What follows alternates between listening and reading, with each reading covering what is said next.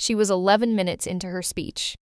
Faith, conservative values, the meaning that comes from duty and purpose. A 17-minute address at Turning Point USA's Women's Leadership Summit, the kind of event Erika Kirk has been building towards since she stepped into the most scrutinized leadership role in conservative America 8 months ago.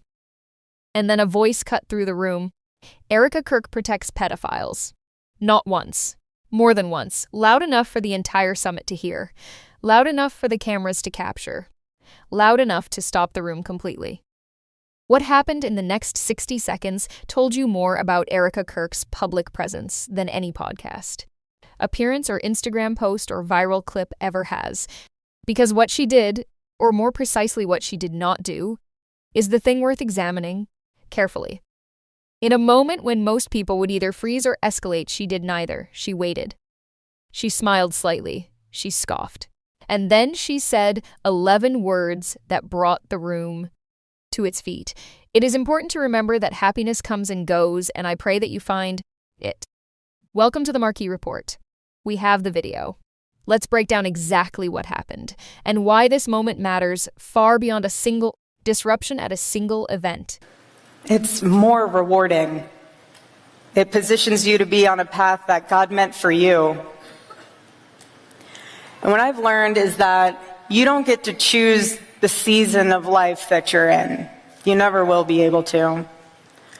But you do get to choose how you show up for it. Every single day. When your feet touch the ground, you do get to choose. Even if it takes everything in you to just say, God, give me grace. You choose that. And it's important to remember that happiness comes and goes. It is so fleeting, but the joy of the Lord withstands all. Erika Kirk protects pedophiles! Erika Kirk protects pedophiles!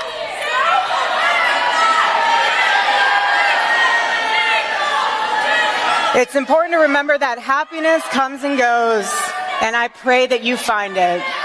That is the moment. Watch it again if you need to. Because the specific sequence of events in those seconds is the entire story. The shout, the scoff, the silence, the crowd pushing back. And then those 11 words delivered with complete composure to a room that had just been interrupted by someone trying to destabilize everything. Now let's go through every layer of what just happened. Let's be direct about the accusation, because it is specific and it is connected to something that has been circulating in certain online spaces for months. The Heckler shouted that Erika Kirk protects pedophiles. They did not name names. They did not present evidence. They shouted a phrase designed to cause maximum damage in minimum time at a public event with cameras rolling. The phrase connects, loosely and without direct evidence, to Erika Kirk's vocal support of President Donald Trump, who has been named in discussions around the Jeffrey Epstein files. The Epstein files have generated significant controversy and significant online speculation about which public figures may have connections to Epstein's network. Trump's name has appeared in those discussions. Erika Kirk has been a visible and enthusiastic supporter of Trump throughout her tenure as TPUSA CEO. The implication being drawn by the Heckler and by people who have been circulating this line online is that by supporting Trump without reservation, Erika Kirk is implicitly protecting someone accused of serious misconduct. That is a significant logical leap. Association is not protection. Political support is not endorsement of every allegation surrounding a political figure. And a shouted accusation at a women's leadership summit is not evidence of anything except someone's willingness to disrupt a public event. But it landed. It was heard, and Erika Kirk had to respond to it in real time in front of hundreds of people with cameras rolling. Before we get to what Erika said, let's talk about what the room did, because the crowd response is actually the first and most immediate answer to the disruption. The attendees at the Women's Leadership Summit did not sit quietly. They did not let the heckler's words hang in the air unchallenged. Immediately and loudly, they pushed back. Go away. Get out of here. Boos directed at the disruptive attendee from multiple directions across the room. This is worth noting. This was not a hostile audience being turned on a speaker they disliked. This was a room full of people who came specifically to hear Erika Kirk speak. Women who showed up to a leadership summit where the CEO of TPUSA was the headline address, and they responded to the interruption with immediate collective rejection. The heckler did not find an audience. They found a wall, and that wall responded before Erika Kirk said a single word.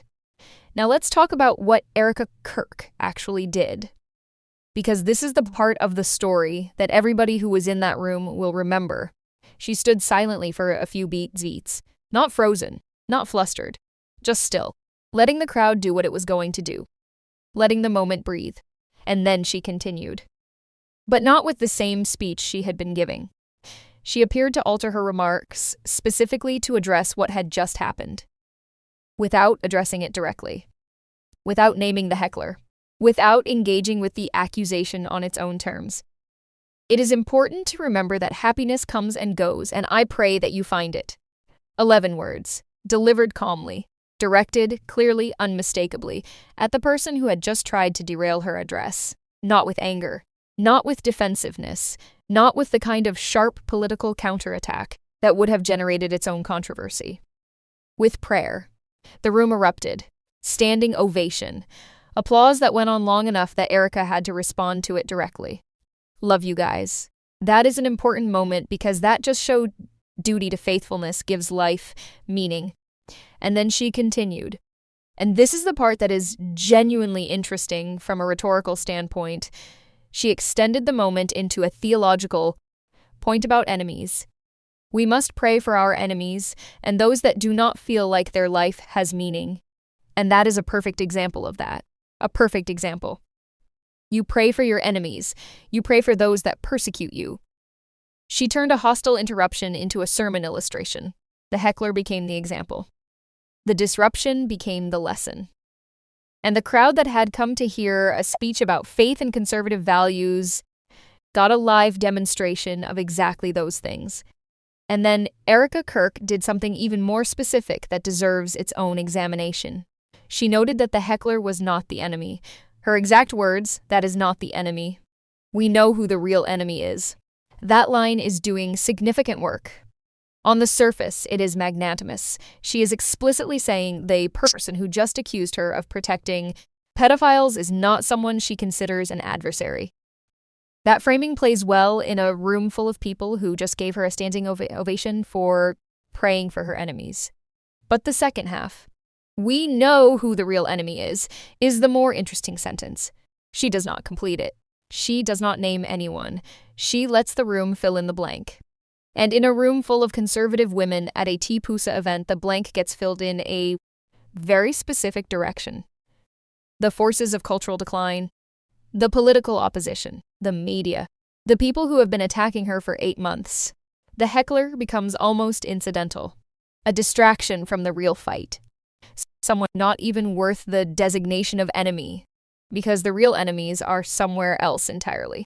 It is a sophisticated rhetorical move delivered in the middle of a live event that had just been disrupted. Whether it was spontaneous or prepared, whether Erika Kirk had thought through exactly how to handle this kind of moment, or whether she improvised brilliantly under pressure, the result was the same. She turned a disruption into a defining moment. Here is what this moment reveals about where Erika Kirk is right now as a public figure. For 8 months, she has been the subject of attacks from every direction. Candace Owens questioning her legitimacy. Jason Whitlock telling her to go raise her children. Jennifer Welch calling her a cosplay assassin. Andy Signori telling her to stop playing victim. Anonymous accounts accusing her of things that have no evidentiary basis. A chapter president resigned saying and Charlie would not stand for the blatant dishonesty now being spread by his organization. Through all of it, the viral clips, the fake tears accusations, the outfit comparisons, the empty seat videos, the Secret Service contradiction, Erika Kirk has been navigating a level of public hostility that very few people in any arena have experienced, simultaneously from so many directions. And then she walks into a women's leadership summit, and a heckler shouts the most damaging possible accusation at her from the audience. And she prays for them. Whether you believe in her leadership, whether you trust her account of events surrounding Charlie's death, whether you find her public behavior authentic or calculated, the composure in that moment, the 11 words delivered calmly to a disrupted room, is not the behavior of someone who is crumbling under the pressure. It is the behavior of someone who has decided how they are going to carry themselves regardless of what gets thrown at them. And that decision, whatever you think of everything else surrounding it, is worth acknowledging honestly. Here is where everything stands right now. Erika Kirk delivered a 17-minute address at TPUSA's Women's Leadership Summit. At the 11-minute mark, a heckler interrupted her with an accusation connected to ongoing online speculation about her support for Trump and the Epstein files. The crowd responded immediately and loudly. Erika Kirk stood silently, then delivered 11 words that brought the room to its feet. She extended the moment into a reflection on praying for enemies. She noted the heckler was not the real enemy. And then she finished her speech. TPUSA has not issued a formal statement on the disruption. The heckler was not identified publicly. What is clear is that this moment, captured on video, already spreading across platforms, is going to define how a significant number of people think about Erika Kirk's public presence going forward. Not the accusations that were shouted, but the response. 11 words, spoken calmly, to a disrupted room. That is the story. This has been the Marquee Report. Subscribe and hit the bell so you never miss what comes next. See you on the next one.